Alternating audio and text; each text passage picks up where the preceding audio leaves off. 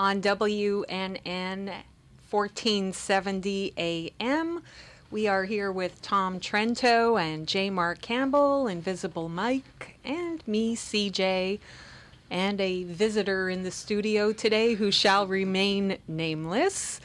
And this afternoon, we're going to continue with our week of American history to celebrate Christmas and get ready for New Year's. We are going back in history, and yesterday we discussed the Battle of Trenton on December 26th, 1776, and right now we're going back to 1776.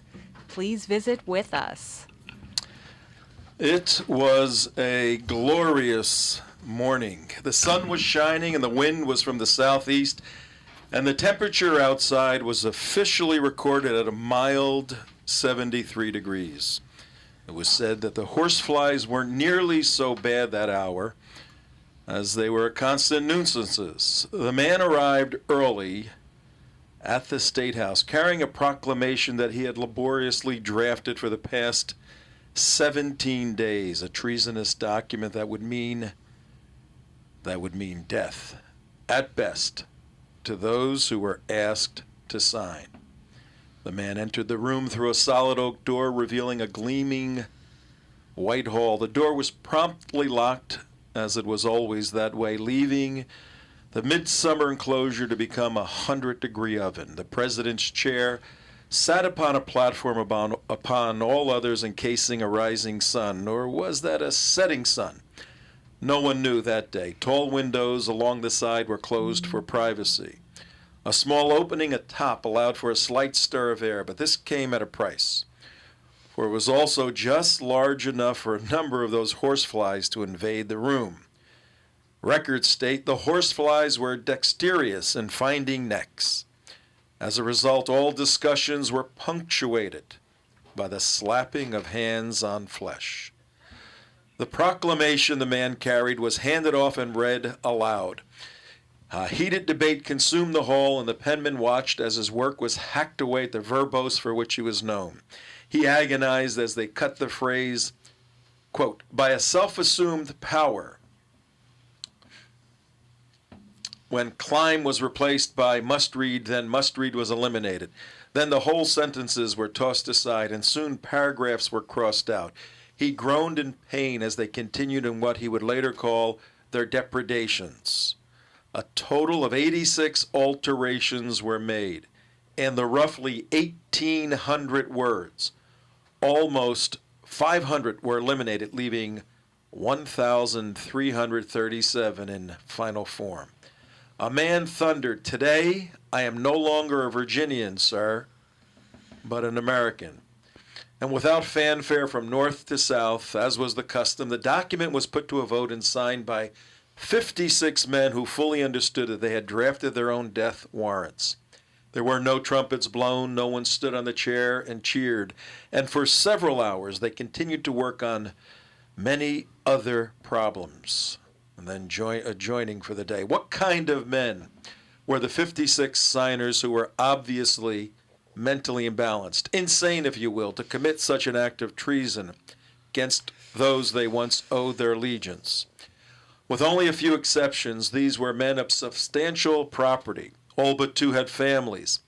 The vast majority were men of education and all in great standing in their communities. They had economic security as few men had. Each had more to lose than had to gain. One of the richest men already had a price on his head of what today would be worth roughly $250,000, but he signed this proclamation in enormous letters so that His Majesty could now read his name without glasses and could now double the reward. One signer noted, "Indeed, we must all hang together, otherwise we shall most assuredly hang separately."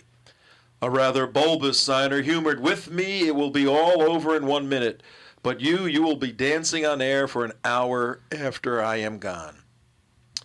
Did these men truly know at the time what they risked? Before the document was signed, a list was published by the reigning government marking down every member's name suspected of having put his name on this parchment, an act they called treason, with the penalty being death by hanging. A man past 60 signed with a shaking hand and declared, "My hand trembles, but my heart does not." A most glorious service. With only one-third support from the press, all became the objects of vicious verbal attacks and manhunts. For the majority of the emotionally driven masses were against them, for they feared retribution, crying appeasement to the oppression. Some were taken and killed. Some, like the author, had narrow escapes, and without exception, all the signers suffered greatly for their beliefs while asking nothing of us Americans today. For it was principle, not property, that had brought these men to Philadelphia in 1776 to sign what we now know today as the Declaration of Independence. Even for the 7 who became state governors, the one who became vice president, the several who were U.S. senators, the one who became the richest man in America, and even for the penman who became president of the United States, who made no idle boast when he wrote and they signed the most magnificent curtain line in history. And for the support of this declaration, with a firm reliance on the protection of divine providence, we mutually pledge to each other our lives, our fortunes, and our sacred honor. Written by J. Mark Campbell, right here. Let's give him a hand for that. Well done. Yes. Well done. Well read. Yes. Well read. You know what happened as I was reading it? I hit the, I'm scrolling it, and I hit the thing at one point and got completely lost, and then I found it pretty quickly. I buried it. Good comeback. Good comeback. I buried it. Delivered it well. But it was good. Well, I hadn't read it before. I just kind of breezed through, but it's well written. And Yeah. you did a lot of research on that, J. Mark Campbell. Yeah. Yep. Yeah, folks, hi. Tom Trento here on a glorious day where we are on the radio and we don't have to risk our lives being hung for saying the things we say yet. Yet. And we all say yet. Yes, the day may be coming and we're ready for it. Well, not quite ready. Especially pledging our fortunes. Yeah, we have already done that. We are now fortuneless. Yes, the fortunes aren't a big issue around here. So Yeah. We have a lot of sacred honor. yeah, we got a lot of sacred honor. But pledging our fortunes reminds me of the fact that we are a radio station, and I can't answer that. Who's calling? Who is it? Mike knows. Invisible Mike knows. Oh, by the way, Mort sent a revised version of the Invisible Mike traffic report yesterday. I sent it to you. He wants us to use the second one. So, and it was great, by the way. So here we are on the 27th day, 2 days after Christmas, a few days before New Year's, and a time of the year in the United States when nobody does anything. Nobody's around. Everybody's off. They're hanging out. They're on vacation. But we're here bringing you amazing information about the history of the United States, particularly that section of the country or of the timeline, the historical timeline, where all this stuff started back in the easy. Do you want a pad Back for, in the 18th. for I got that this thing so we over don't here. hear you beeping? Yeah, back in the 18th century, back in the 1700s. Yep. And yesterday, as you know, for those of you who watched, and I can't imagine someone who didn't or listened on WNN 1470, it's Wildly popular. It's SOP when you're driving in your car, 3 to 6 every day after you from 6 to 9. Listen to Steve and Brian Kane on WNN 1470. And you listen to Barry's Vitamins in the afternoon. You come and you camp out here to get your brain. Oh, look at Mort wrote this for us. He says, Trento Vision is radio for your eyes, pictures for your ears, information for your survival. That's pretty Ooh. good. That's the Trento Vision total experience. He's our copywriter, Mort's art, and our cartoonist. But that's his contribution. You can make a contribution at the end of the year right now. We are a C3, 501c3 nonprofit educational organization. Our goal is to make life miserable for the leftist, socialist, Marxists in the United States of America, and doubly miserable for the terrorists in the United States of America. So if you believe in just devastating their worldview and just making lives of human beings miserable around Christmas time, Less miserable. yes, no, more miserable. No, we want to Les make. Mis. We want to make everybody Les Mis. We want the bad guys to be miserable, so they leave and repudiate their evil ways. Then you could help the good guys by writing a check. Go to Trento, not even writing. You can go to TrentoVision.tv. There's a little button that says Donate Securely, and you can make an end-of-the-year donation. We'd appreciate it. We're establishing a team of donors, $18 per month for the year 2013. That comes to, what does that come to? 180 plus 36, $206, I think it is. $216 for the year to get this stuff. Come on. And you you know? get all this. You get all of this, and you get... Because we're all about value. Yes, we are. And we will stretch your donation dollars. And Yes. And we will tell you, you can call us directly if you need a lawyer, because we'll tell you all about Peter Feynman, Yep. one of our sponsors, great guy, good friend. If you need a Palm Beach attorney, particularly at the end of the year now, where you realize, oh my God, I got so many end of the year problems. What am I going to do? You call up Peter Feynman. He will take care of you. FeynmanLaw.com, FeAman, FeynmanLaw.com. And there he is right there, Peter, Yep. Feaman, law.com. Peter Feynman, author. I had his book. I didn't bring it with me this morning. Good man all the way around. Let's see. Temperature. It is a little warm in here, isn't it? Yeah. It's cold in the morning. Right now it's 75 in here. Mike, get your, there's Peter's book, Wake Up America. Mike, get your beautiful, new, updated, Invisible Mike Boca traffic report graphic ready, okay? Because we want to know what the temperature is, not inside, because we know inside it's always 75 degrees here at the Beasley Broadcasting Company that also doubles as a cigar bar. Duff came in before and goes, "Who's smoking cigars in here?" We had just come from smoking cigars outside. Outside, They yeah. thought the wild crew were smoking in the men's You room thought or they something. were, yeah, he thought you were smoking in the boys' room. Yes. Yeah. We weren't. Well, that's because when you smoke those cigars, you do reek. Yes. In fact, when I'm with you, when you're smoking those cigars, I reek. Yes. And when I get home, I go straight to the laundry room and take my clothes off. I don't even walk into the house with my clothes on because they smell like cigars. I prefer to look at it as earthly incense rising up to the heavens as a peace offering for humanity. That's no. That's what I it like is. the smell when you're smoking them, but I do not like the smell on my clothes Afterwards, after okay. now. Okay. Oh, just go away. Go away.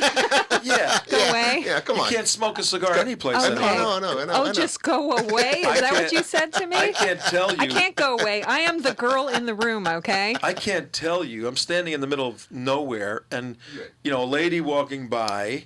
They're usually ladies, and they can walk 10 over there. No, but they have to walk right by me smoking a cigar, and they go like this. Oh, right? Why are you walking right next to the cigar? If you want to, they want to do that on purpose. Yeah, they want to do that on They purpose. want to give the frowny evil face to Yeah, show yeah. their Yeah. superiority. Yeah, yeah. It's like, go away. Well, yeah. Okay, was a then time- go away. But me? No. I'm just No. Because you get that ugly face all the time. Yeah. It's like Really? even one- in the smoking Okay, cigar area. smoking, the last refuge of a social outlaw. Let me tell you when I knew. When I knew Western civilization Yeah, was tell coming that to an story. end. Well, this was in San Francisco at the Redwood Room on I forget the street, but it was at a little hotel, boutique hotel. The Redwood Room was one of the most phenomenally beautiful rooms I've ever seen. The walls and everything were made from the wood of a fallen redwood tree that was 2,000 years old, sliced, and the veneer was up there, and it was just a magnificent, very high-end bar in San Francisco. But it was a cigar bar, right? And you go in there on any night. And I was working in San Francisco for a while.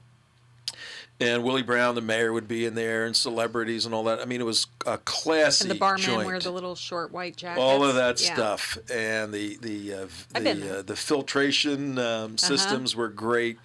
It was fabulous, and the communist, the worst government in the country of a city is San Francisco. Really? Worse They're a than bunch Santa of Monica? freaks. 50 times worse. They're just a bunch of freaks that run the city. They're freaks. I mean, they're really like, people that go to, they're in circus. They're in a circus. Then they get a job as a city commissioner. They outlawed smoking in cigar bars. In cigar bars. And we couldn't believe it. So what do you do? And, you stand outside and smoke, and then you go in and drink, or you go down by the pier and where the Golden Gate Bridge is in the distance, and there's a little beach there, and everybody goes down there and sits outside, and that's next. They're going to outlaw that next. Oh, they've outlawed my smoking God. in a lot of outdoor spaces. In 1776, when those guys were writing the Declaration, Yeah. was it illegal to smoke their pipes and their cigars in the room? Actually, what they did, which is quite interesting, is most of them, after they left the hall to refresh themselves, they mainly went to bars and pubs and carried on the discussions and everything else. Because that's where the real work is done, is in the bars. Well, and of course now that's a banned activity in America, as far as but not for us, right? But the but the point being is, they were smoking, drinking, rabble rousing people. I mean, they would have fights in the bars and everything. I mean, it's not. This is common. I bet none of them ever thought to tell anybody how much salt they could put in their food either. That's right. There was no. There was one of the signers of the Declaration. It's not known very well. Is everybody listening at home on Trento Vision and on the radio, WNN? Joe, you may not know this, but one of the signers of the Declaration petitioned to have put into the Declaration the fact that no sodas over 16 ounces would be allowed in the new colonies, in the new America. He tried hard and hard and hard, and they voted him out. I think they tarred and feathered him, as they rightfully should. But if I'm not mistaken, his genealogy exists today in New York City. Unbelievable, See, and that's part of it. I mean, you have to have a balancing. There has to be a balance of rights and responsibilities in an open society. But when the totalitarian people get in charge, they want to run your life. They want to run every element of your life. And it doesn't work that way. That's why the framers so wisely said, you know what, we're going to have federal laws that apply to everybody, and they're going to just keep the place safe. But then we're going to have states making their own laws. Right. If you want to eat fried grease all day long, and then you live in a state where you eat fried grease all day long, Yeah. And I mean, you can live in South Carolina or you can live in New York. It's up to you. Exactly. But when you have Mayor Bloomberg trying to micromanage somebody's dietary approach to life, and the people in Alabama and Georgia and Montana look at him, they go, "What the hell's with this guy?" And on top of that, what you end up doing is breaking out your wallet to pay for that. Pay for all that, and it's ridiculous. You go, all right, you think it's just banning soft drinks and that's it. Well, no, there has to be legislation written. There has to be federal dollars come in. Wait a minute. There has to be the food police who monitor all the establishments to make sure that they're in compliance. So we created more bureaucracy. And then to get the permit to sell the sodas and everything, it has to be in compliance. You have to get an inspection and all this other stuff. And money is fungible, which means if they get $20 million from the federal government for federal programs, they could slide that money around and use it for this program. So we wind up paying for that program. And you wonder why the national debt is over $16 trillion. And the fiscal cliff is looming. In 4 days, the debt ceiling is reached on the 31st.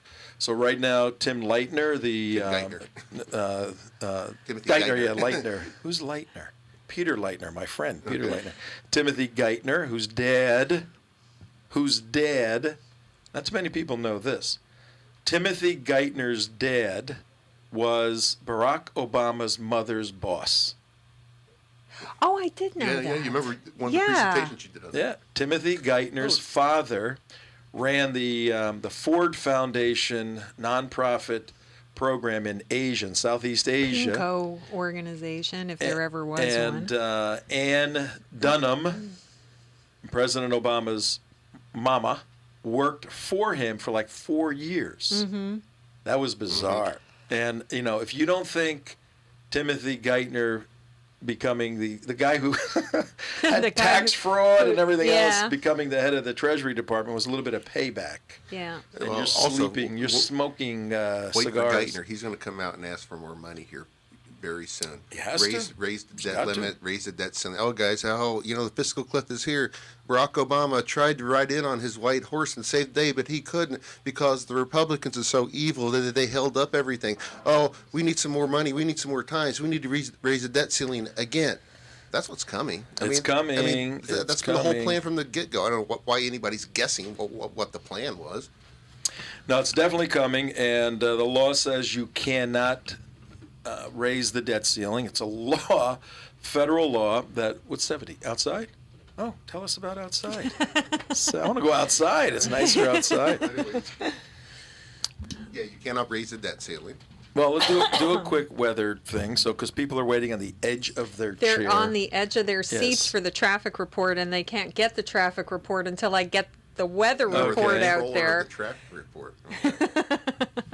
Okay, right now in beautiful downtown Boca Raton, Florida, outside the Beasley Broadcasting Company studios, it is a sunny and lovely 70 degrees outside. Oh, That's very just comfortable, perfection. Yeah, it's a Very beautiful, beautiful day. And now let's get a report And from now the for traffic. what you really want to hear. No, the traffic's fine. I'm actually looking online to step it up a little bit. 95 is clear all the way. That's all of Palm Beach County. Oh, you're actually doing a traffic report. Yeah, I decided to take I it don't a know little, if that a little more works. serious. No, That may work. That may work. I was thinking about doing car jokes, but it was all dirty blonde jokes. So, Okay, so 95 is clean and green. yeah. So keep the shiny side up and the greasy side down, all you people on 95. Anybody know what that means? Truck driver lingo. Keep the shiny side up and the greasy side down. Oh, so you don't tip over. Don't flip your tractor trailer over, man. You know? All right, I'll do truck things. I was a tractor trailer driver in an earlier life. You watched Okay. Smokey and the Bandit. He was Smokey the Bandit, thinks he's a Hey truck cousin, driver. hey cousin, how about we stop for a cup of mud? Up Yeah. there in 47, let's stop for a cup of mud. What That's do an you easy think? one. How do you think the ride would have gone if you had Organo Gold coffee? Did a lot Doing quicker. fine. I do know that at one point I was walking to my truck as an independent, non-union tractor trailer driver. As a scab driver? And no, it wasn't scab yet. I walked to my truck, and about 20 guys, and I was like in my early 20s, right? 20 guys come around and go, where you going? I said, I got to get to Jersey. They said, you ain't going anywhere. They had shut down the trucking industry, right? And in Pennsylvania. And I said, okay. It was a pool table in the Roadway Inn. I shoot a lot of pool. I said, no problem. I called the boss. I said, there's 20. He goes, no, don't go anywhere. There's a truck thing all over the United States. They're shooting truck drivers that don't go. I said, oh, for 4 days, I stayed at a little dumpy truck rest thing You somewhere probably in made more money Pennsylvania. playing pool than you Yeah, would. yeah, being a scab driver. So, Avast scabbies. but we're here today because yesterday we took a look at the recognition of what occurred 236 years ago yesterday. We had a very interesting show that impacted our lives, I think, because we know this stuff somewhat, but when you dive in, when you prepare, when you're talking about it, Wow. it takes on a whole nother level of meaning. I haven't read these documents since I was a teenager, and it meant absolutely nothing Common to me sense. at the time. And I was reading it last night, and I'm blown away. I'm blown away. Yeah, the Thomas Paine's Common Sense, which is quite a bit of pamphlets. Yep. Compiled into That's not a quick document. read. No, but I think it should be mandatory reading, at least for the President of the United States of America, let alone maybe Congress. Please. You know, if I were in charge, I'd say, all right, today, push aside all your phony baloney lobby meetings and all your dinners and your expense accounts and all that nonsense. Everybody's going to read Thomas Paine's Common Sense, and we're going to have a test, okay? We're going to have a test to see what you understand about the founding principles of this country. Want to bet 535 plus 1, 536? I bet you 10% don't pass. I bet you more than that wouldn't pass, but Oh, let's do I this. think they know it and they reject it. I I got think an that's what the idea. problem is. I think it's a complete rejection and repudiation of everything that this Well, country that's- is all about, and that's a different problem. That's very possible. You That's know, a different kind of problem. We're gonna get back on the street, do some man of the street interviews, and ask some of these essential public policy questions. Why don't we take a trip? J. to, Mark's like, oh, I get to go outside. why don't we take a trip? Why don't we take a trip? No, You found something. No, I found something really, The really Sharia good. thing for later. Why don't we take a trip to D.C. and go ambush some of the legislators and just say, can you state or articulate in a rudimentary manner one thing that Thomas Paine wrote?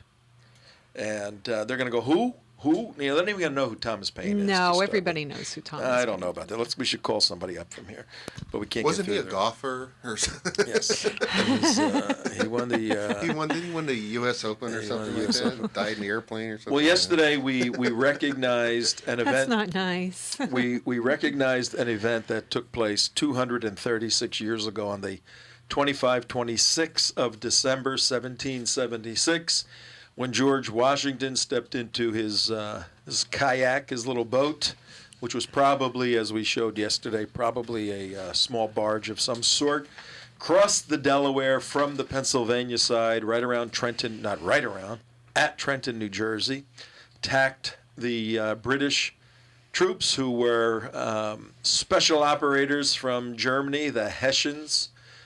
George Washington and General Nathaniel Greene had about 2,000 soldiers comprised of regular soldiers, guys who got paid to be in the army, a few of them, but mostly militiamen, mostly farmers and shop owners and lawyers and doctors. And, 15 years old and up, you get one of these flint muskets. I went online this morning and looked at what it took to fire a flint musket. Anybody know out there what it takes to fire Oh, a yeah, it's flint hell. It's musket? hell. Have you ever fired one? 888-565. If you fired a flint musket, 888-565-1470. Mark is raising his hand. Go ahead. I've actually fired a flint musket. It's a hell thing to do, and it takes. It's not like you fire one, you fire another, No. You've got to take the wadding, shove the wadding down the thing, put the powder behind it, put the ball down in the behind, jam it down in there, get it just right, because you can't jam it too hard or it blows up on you. You can't. So, and then you got to take there that. you You got go. to pull the flint back. Then you got to prime it with a primer on top of it. And once you prime the primer on top of it, and then you light, and then you have a little hot wick that goes up there, and the hot wick Or actually the goes flint, up. or the Yeah, flint. And yeah. so when you pull the trigger, it doesn't go. You don't go bang. You go boom. It goes. You click and it goes. Yeah, It's about that's like pretty that. good. That's pretty good. Do that again. We got Yeah, sound that's effects. good sound effects. Yeah. And now a flint rifle. It goes. Okay.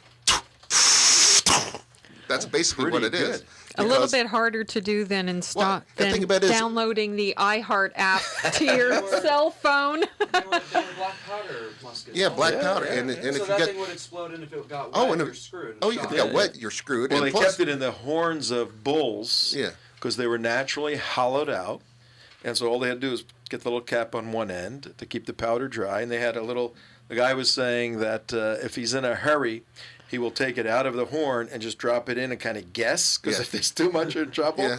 But you get good at it. Or if you got time, you put in your little measuring cup. Right. And then you do all those sort of things. It's basically putting a bullet in reverse. Yeah. You make the bullet in reverse instead of putting it in and then the when- chamber. And here's the thing about it is a couple things. One shot a minute. Yeah, That's if That's you're if you're really fast. good. That's if you're fast. I tell you, I'll challenge anybody to load that thing in a minute. I mean, the first time you do it, it's like it's like 15 minutes to load one bullet. I mean, if you could do the second or third one, yeah, you can get It was these reenacting guys. Yeah. He said, to speed things up, we have this, and he had this little square. If you're watching on Trento Vision, it was a little like a cardboard square, and he had 5 bullets in there, all with the packing and everything ready to go. He just puts this over the barrel and then jams it down. Yeah. So they're pre-packaged, which was pretty that's cheating. good. Yeah, That's cheating. Yeah. And plus, they're very dangerous. You actually have to be certified to actually shoot because they'll blow up in your face. Now, in 1776, the 17-year-old kid who said, you got to come here, was given one of those, given a 5-minute test, and he had to go fight German soldiers. Right. And people cry about, the air conditioning's not quite right in Florida, so how am I going to live? Unbelievable. And what some of them would By the do- way, get my air conditioning fixed. What they'd also do when the side story, what the Germans would do, they would have one line of people shoot, and then they'd throw down another line of people to shoot, and while the other guys are shooting, like 3 lines of people should go boom, boom, boom. So it'd be like a constant fire, and while the second, third guy is shooting, the first guy would be reloading, and then so Right. they do it over and over again. So it was, they had it in a drill, and They figured it out, so- but- Well, all of that yesterday was to shake and wake up the Americans now that are in the doldrums from the defeat on November 6th and wondering, what are we going to do to save our country? And we're doing this series yesterday, today, tomorrow, and we may, if you're interested, but we may continue at least once a week to do a little look back into American wars. I think that would be good. That we're in the I think it's a Revolutionary good thing, War. yeah. And why wars? Because this country was carved out of a bellicose history, carved out of contention and strife and tyranny, and people shed their blood. We read earlier that Mark wrote their fortunes, their sacred honors, their lives, everything on the line. People paid with their life for the establishment of this country so that you and I can live the kind of luxurious lives we live. And if you don't think middle class, low class American life is luxurious, come with us to Anywhere in Vietnam, the anywhere in world. the world. Anywhere in the world. There is no Anywhere in the world, the rich people don't live like our poor people do. No, I mean, we've been to some of the best countries in the world and some of the worst. And none of them, the worst, obviously not, none of them compared to the United States of America.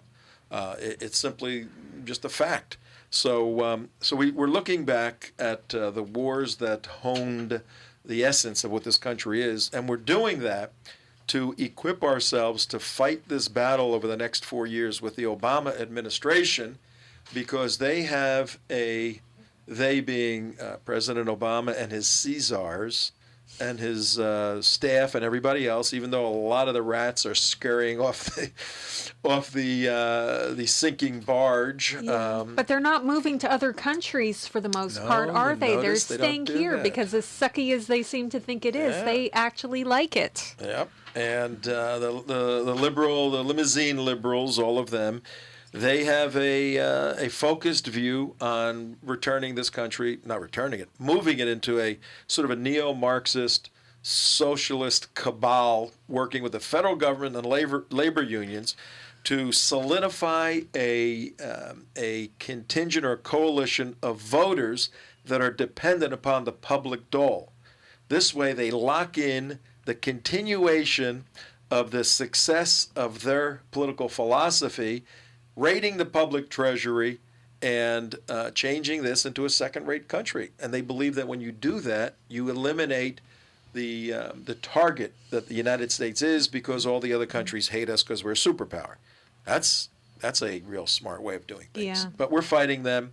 And let's take a look at That's what... like smart girls who dummy down so they could get a boyfriend. I mean, that just That's makes exactly... no sense. Hey, don't you start talking against that. 30-something-year-old Invisible Mike doesn't like that analogy. He's like, yeah, dummy down, girls, dummy down. No, actually, I need a girl that reads. Yes. Yeah. All right. When would be a in change. the course of, when in the But that'll be course- another show. when in the course, when in the, guess what? You know what the name of the Declaration is? What's the name of the Declaration? Declaration of Independence. No. Wait a minute. Yeah, it is. No, it isn't. It says so on it. Listen to this. Is the first time I noticed this. Under on the text, it's the unanimous Declaration of the 13 United States of America. The unanimous declaration. We either hang together or we hang separately. yeah. The unanimous. Okay. When in the course of human events, this is the preamble that not everybody, some people have They don't memorized. teach it in school. Yeah. You're not required You to don't even memorize get it. this stuff anymore. It's unbelievable. When in the course of human events, it becomes necessary for one people to dissolve the political bands which have connected them with another, Britain, colonies, and to assume among the powers of the earth a separate and equal station to which the laws of nature and of nature's God entitle them. A decent respect to the opinions of mankind require that they should declare the causes which impel them to the separation. Somebody translate that for me. We are required to separate ourselves from authorities when they become overbearing, in essence. That's the introduction, and a little explanation of that. You're exactly right. What it's asserting that there's two types of law: natural law, and God's law. Basically, say that people should respect one another, and if you have a disagreement, you have to dissolve a political band, a relationship. Then you've got to lay out the reasons why, and the unanimous declaration of the 13 United States of America lays out these grievances. But I think if we get into the preamble, we'll get some fascinating principles that will lead to the second hour. Today in our second hour, we have a great guy, Yes. our good friend General Paul Vallely, Yes. a Army general, 34 years. He's going to Skype in. He wrote a fascinating article a few weeks ago about the need for a revolution in the United States of America. We're going to ask him what he means. And he's one of these guys that takes seriously where he lives. He lives up in Montana. And he is highly decorated. We'll talk about him in a minute. But he's at 4 o'clock, and we're laying the groundwork in the Declaration for an analysis of what we need to do over the next 4 years fighting the Obama administration, drawing principles from the Declaration of Independence to fight the Obama administration in 2013. Here's the preamble, which is the general overview. We hold these truths to be self-evident. You don't got to tell me what these things are. They're self-evident. It's basic. That all men are created equal, that they're endowed by their Creator with certain unalienable rights, and among these are life, liberty, And property was what it originally was, Yep. but everybody knows it as pursuit of happiness. That's one of those words that in the Declaration that were changed. They had a big, huge argument over life, liberty, and they eventually settled on the pursuit of happiness. But it was property was the original part. Thinking of property in the land context. The reason it was removed was because the Southern people had slaves, and they considered them property. So they said, well, life, liberty, and property. So they said, well, we have to remove That's the property. like giving consent to slavery. It's giving consent to slavery. So what Right. they said, so the pursuit of happiness. Now later on, They how should have kept property in there. Well, but property in the context of land and Yeah, everything yeah. was what we Yeah. were trying to protect, because property is the number one. Now the reason they put the 2/3 slave thing in there later was because the North, because it was proportion and is by population of You mean how many people. 2/3 isn't in the Declaration? No, not in the Declaration, but in the Constitution. is when they had the 2/3 put in there. But, well, it says the Constitution says, blacks are only 2/3 of people. Well, it's actually from the non-slave holders, the people in the North who wanted the 2/3 put in there because it would have skewed the population and given the South more power.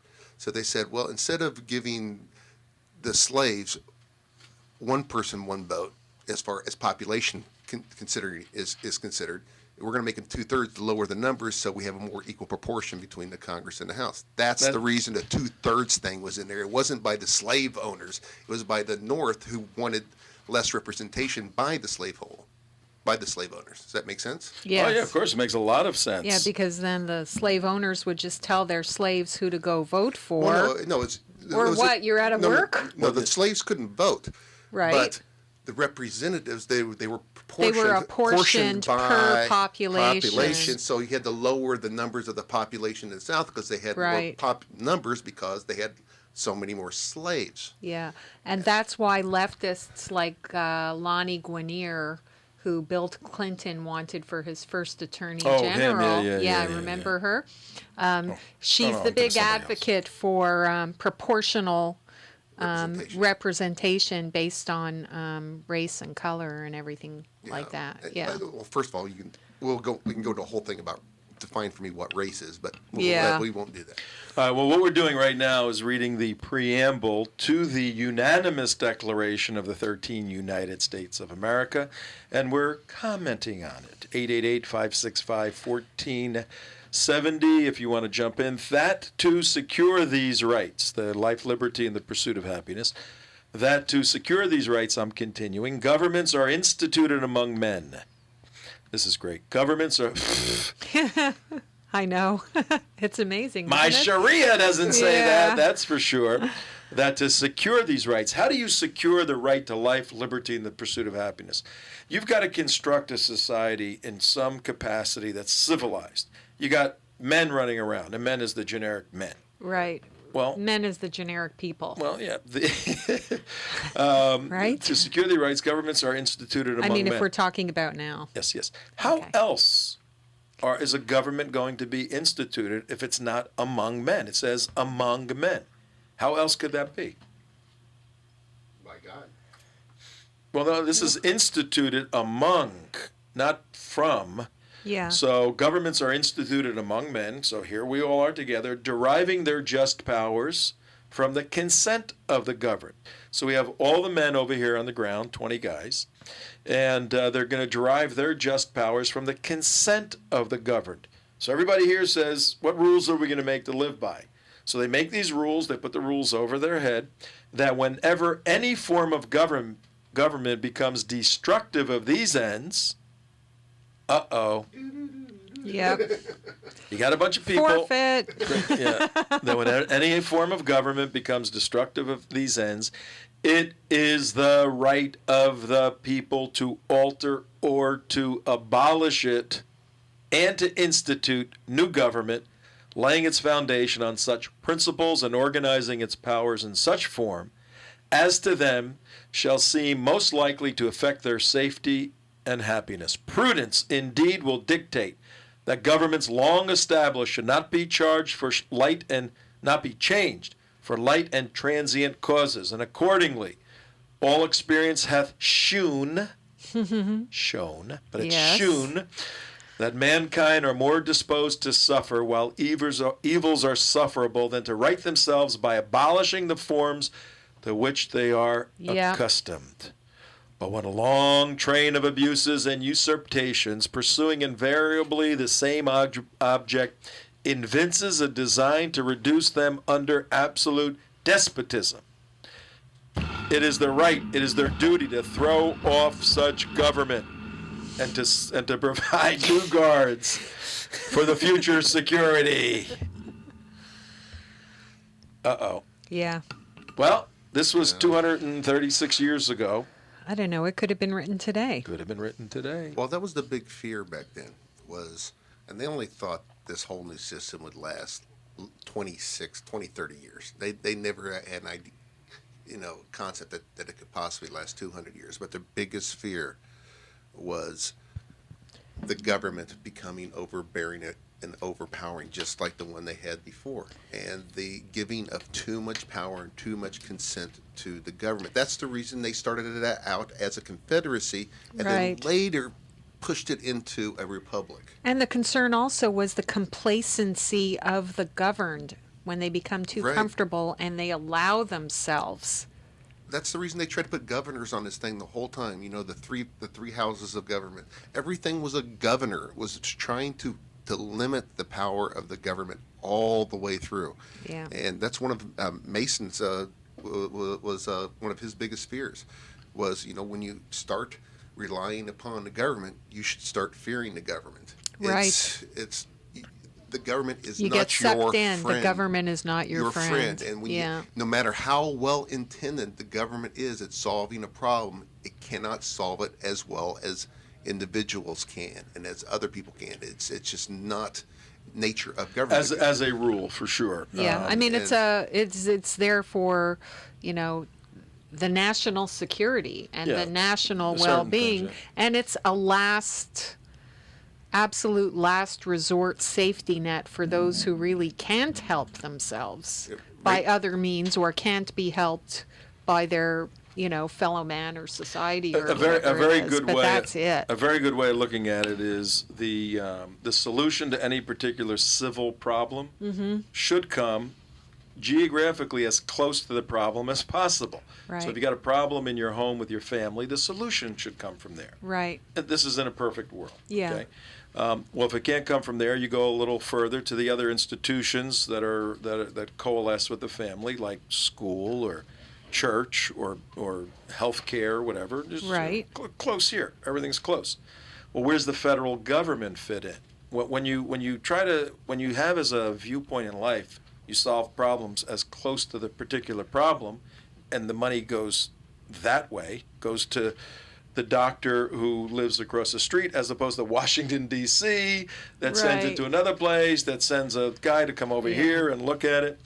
When you have that viewpoint, you see the federal government really has very little stated functions, and the protection from foreign attacks is one of them, because the attack can come from anywhere in the country. Right. So we need an internal militia. They put that, but you do need a government running a national army. That's a good thing. Yeah. Well, here's the point. Exactly. But a national health plan? I don't No. think so. You know, every dollar of your tax dollar, this is a figure years ago. It's probably changed. I have not looked it up recently. But 67 You're not on. This was There a you figure I learned years ago, but it was on every dollar that goes to the government, 67 cents is taken up. It's blown.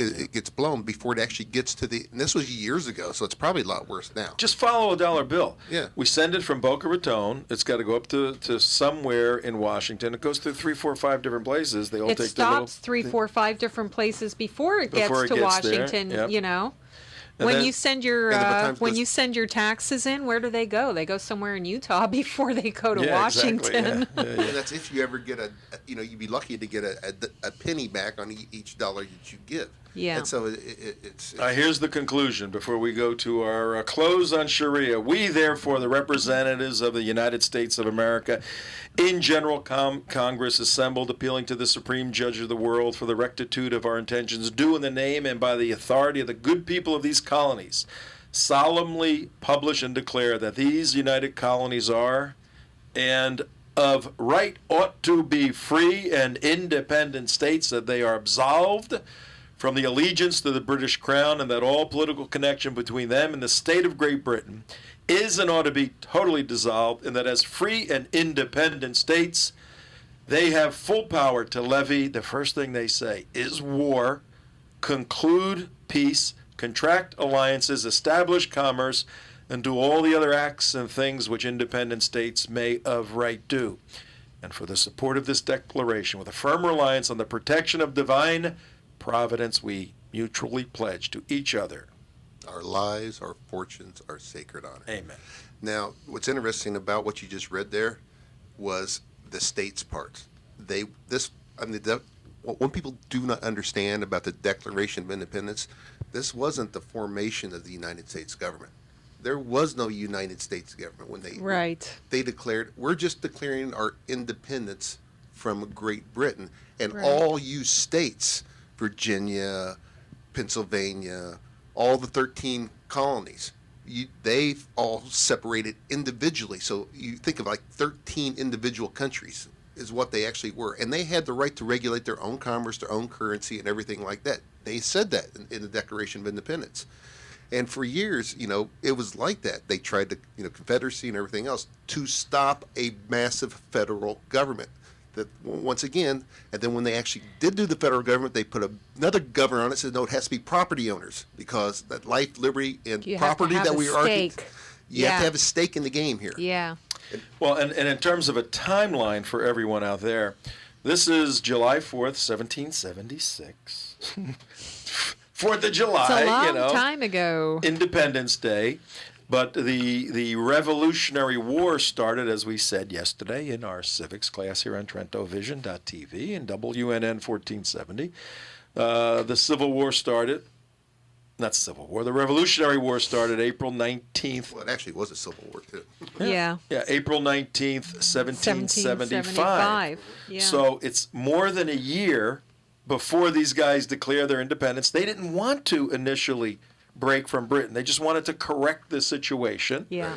Now, from 1776, it's going to be 11 years because there was an 8-year war. Before the war took 8 years, the Revolutionary War. 11 years before there's a constitution. Yeah. Before they actually formed the United States. Before they formed the Yeah. United States. The funny thing about it is my wife used to be a tour director, and she used to go, she says, everybody always thinks this thing like happened yesterday, then the next day, then the next day, then the next day. Oh, Says, she's from New England, yeah, too. she's That's from right, New England. yeah. She used to do all these tours. It says, okay, like we all grabbed our muskets, went out there, we formed the United States. Well, no, that's not quite Not how it happened. quite. Like, it's like, okay, we had the Boston Tea Party. Okay, we were all mad, and okay, then 10 years later we did this, and then we got all mad again. Okay, 10 years later we seceded from the government. Oh, and then 10 years later, it was all Right. it was always like this. It was a slow- work in progress. The whole thing, yeah. Yep. And I think what we'll have to do is give like continuing education credits for watching this show, okay?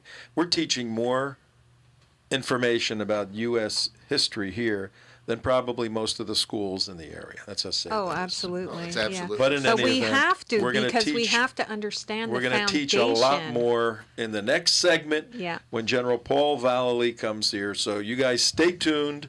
We'll be back in just a Just minute. a bit.